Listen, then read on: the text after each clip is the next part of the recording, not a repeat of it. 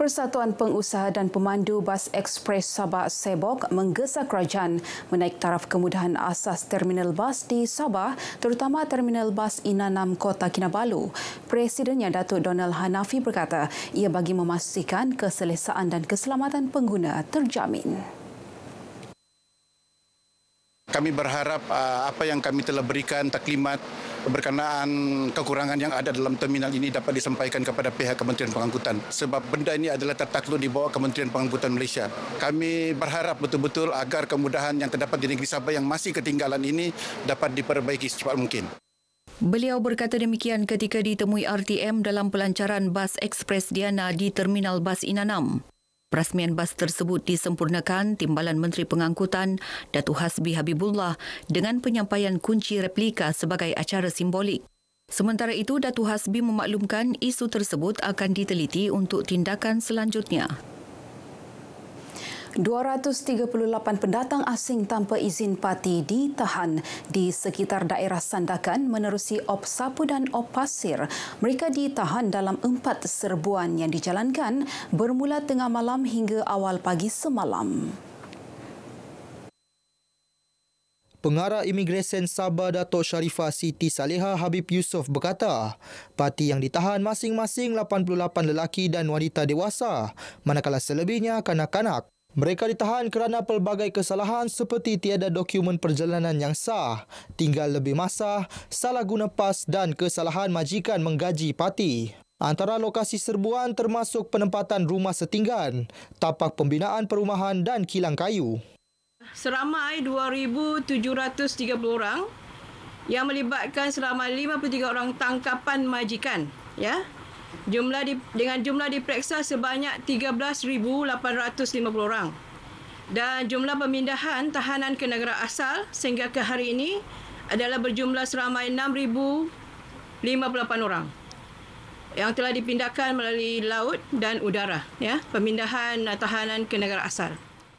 Datuk Sharifah Siti Saleha bercakap dalam sidang media di Depot Imigresen Sandakan. Para majikan turut diingatkan agar memastikan hanya pekerja asing yang mempunyai dokumen perjalanan yang sah ditawarkan pekerjaan. Selain mematuhi undang-undang negara, langkah itu juga bagi memastikan kebajikan pekerja asing sentiasa terjaga ketika bekerja di Malaysia.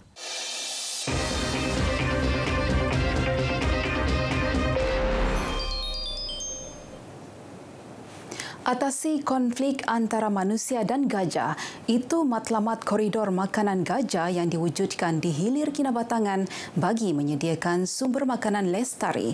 Wartawan Maznan Yunus ada butirannya.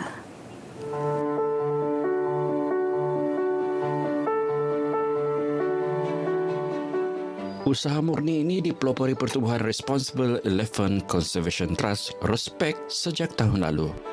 Bermula dengan tanaman seluas 0.4 hektar pada Mac 2024, koridor makanan gajah ini kini meliputi kawasan sejauh 9 km di sepanjang tebing Sungai Kinabatangan.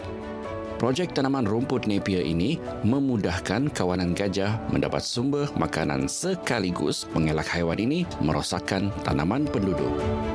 We want the elephant to spend more time consuming food within this corridor so that they would not venture into the plantations, they would not venture into the villages, and therefore they will keep themselves safe. Gajah ni normally dia spend time makan di siring sungai lah. Kebanyakan dia mengejar tu makanan barau. Dan sama juga sejenis Napier yang kami tanam sekarang untuk membantu hidupan liar ini. Selain rumput Napier, beberapa rumput lain turut menjadi sumber makanan gajah di sini seperti rumput perupuk dan barau. Lebih banyak kajian perlu dijalankan bagi mengenal pasti rumput khas yang sesuai untuk makanan gajah. Kita boleh terus selidik, kita boleh terus kaji untuk tengok keberkesanan. Ini adalah salah satu usaha yang baik, tapi kita perlu monitor dan juga kita evaluate lah untuk tengok keberkesanan. Selain memastikan gajah mendapat sumber makanan berterusan, inisiatif ini juga dapat mengekalkan keseimbangan alam sekitar. Sebenarnya kita tahu gajah ni adalah seekor binatang yang besar.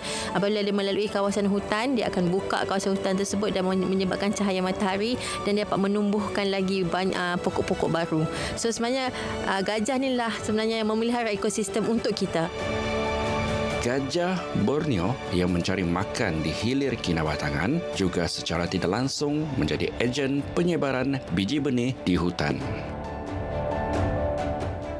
Gajah pembentuk ekosistem pemeliharaan alam sekitar. Gajah juga menyumbang kepada keseimbangan populasi flora dalam hutan di Malaysia. Ini bermakna manusia dan juga gajah masing-masing mempunyai hak untuk berada di dalam keseimbangan biodiversiti hutan. Mazdan Yunus, RTM.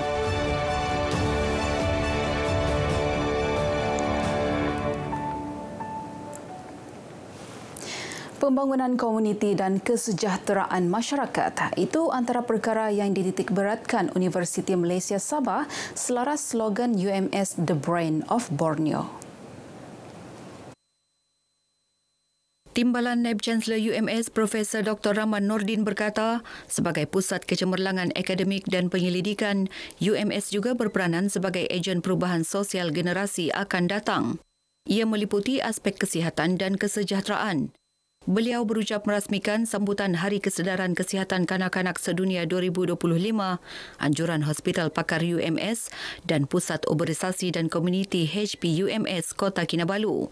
Mengenai sambutan ini, Dr. Rahman berkata, ia sangat penting dalam memperkukuh kesedaran masyarakat tentang kepentingan menjaga dan memelihara kesihatan anak-anak sejak awal usia. Kesihatan mereka bukan hanya mengenai fizikal, malah merangkumi kesejahteraan mental, emosi dan sosial. Sambutan diserikan dengan pelbagai aktiviti seperti pemeriksaan dan ceramah kesihatan kanak-kanak, pameran interaktif serta sesi bimbingan untuk ibu bapa.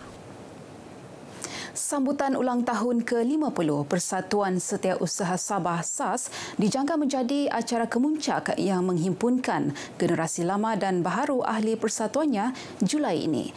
Program itu bakal menjadi detik bersejarah mengenang perjalanan 5 dekad persatuan tersebut sejak ditubuhkan pada tahun 1975.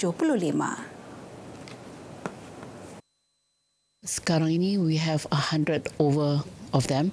So we want to backtrack siapa yang telah menjadi ahli semenjak ditubuhkan. So we will give out pins dan juga mungkin menjalankan sedikit kerja amal. Beliau ditemui pemberita selepas mengetuai kunjungan hormat terhadap penaung rasmi SAS Toh Puan Faridah Tusin di Istana Sri Kinabalu.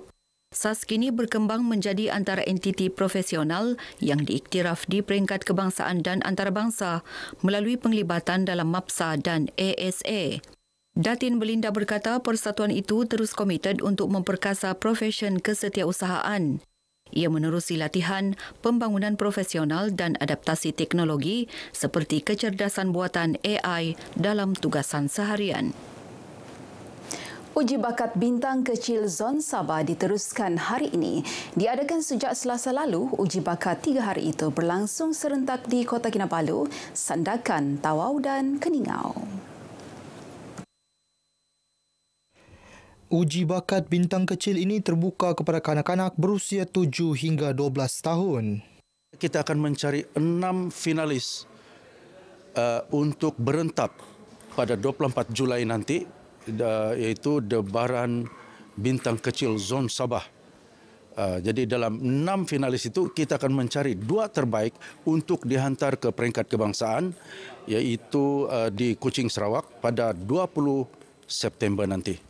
Itu final lah. Syah mau berlatih banyak kali, terus makasih bagus lagi semua. Harapan Syah kalau bolehlah boleh menang di Sarawak kalau terpilih. Penyertaan dalam talian turut dibuka sejak 7 Mei hingga 9 Jun ini. Para peserta dialu-alukan menghantar video nyanyian masing-masing ke Telegram Section Hiburan dan Muzik RTM Sabah di alamat tertera. Baik, paparan itu mengakhiri Berita Pagi Sabah kali ini. Menyusul selepas ini Berita Pagi Sarawak bersama-sama Lydia Yusrina di Kuching. Dari sungai hingga segala pasti merdeka.